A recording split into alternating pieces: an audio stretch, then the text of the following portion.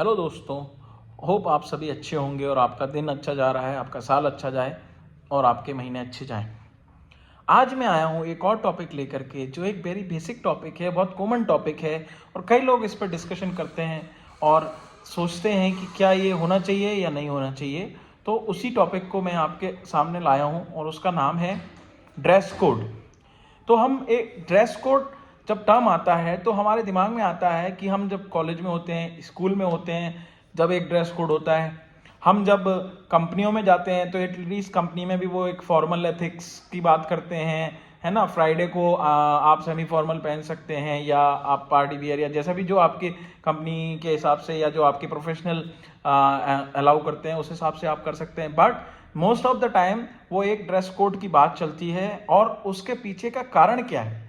तो देखिए, इसका सबसे बेसिक कारण ये है कि अगर आप एक एग्जाम्पल लें, जब आप कोई स्कूल के बच्चे को भी देखते हैं या कॉलेज के बच्चों को देखते हैं या कहीं आप किसी फैक्ट्री में जाते हैं तो उनके में भी जब आप देखते हैं कि वो एक जो मैकेनिक है उसकी अलग ड्रेस है और जो एक ऑफिसर है उसकी अलग ड्रेस है और एक जो आपका गार्ड है उसकी अलग ड्रेस है।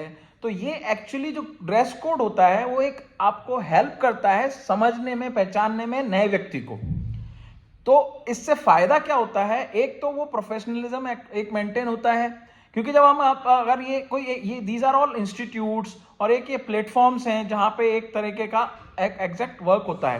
तो अगर उस वर्क को हमें प्रोफेशनल तरीके से मेंटेन करना है तो वो ड्रेस कोड वहाँ पे हेल्पफुल होता है। इसीलिए, और एक और चीज़, अगर जैसे आप कहीं पे भी इसी स्कूल में जा रहे हैं या कॉलेज में जा रहे हैं तो जब आप देखते हैं कि एक बच्चा आपके साथ में सामने खड़ा है और उस पर्टिकुलर ड्रेस पहन के खड़ा है और उस ड्रेस के कारण वो आपको पहचान में आ रहा है कि ये पर्टिकुलर XYZ स्कूल का बच्चा है, उसकी ये ड्रेस है, या ये पर्टिकुलर XYZ कॉलेज का है इसलिए उसकी ये ड्रेस है। और इसी तरह से अगर किसी कंपनी की टी शर्ट पहन रखी है तो उस कंपनी की लोगो से आपको पहचान में आ जाता है या उसकी ड्रेस से पहचान में आ जाता है कि ये उस कंपनी का एम्प्लॉय है। तो उस हिसाब से आप उससे बात कर सकते हो, डिस्कशन कर सकते हो। इसी तरह जब सिक्योरिटी गार्ड अगर आपको कहीं मिलता है तो उसकी सिक्योरिटी की एक ड्रेस होती है और उसकी एजेंसी का नाम होता है, तो आपको पता लग जाता है कि ये उस पर्टिकुलर सिक्योरिटी एजेंसी से बिलोंग करता है।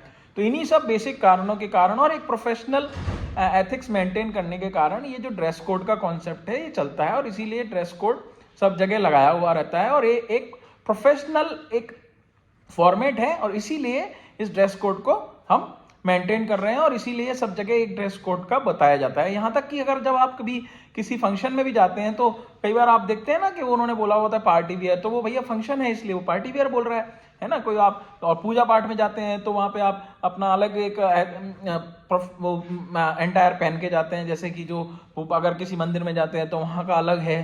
तो इसीलिए सब जगह का एक प्रोफेशनल वे बनाने के लिए और एक उस पर्टिकुलर चीज़ को डिफाइन करने के लिए हमें ये ड्रेस कोड वाला कॉन्सेप्ट यूज होता है और इसीलिए ड्रेस कोड बोला जाता है। Thank you very much for watching. Hope this will help you to know about the concept behind dress code and your doubts are clear now. Thanks.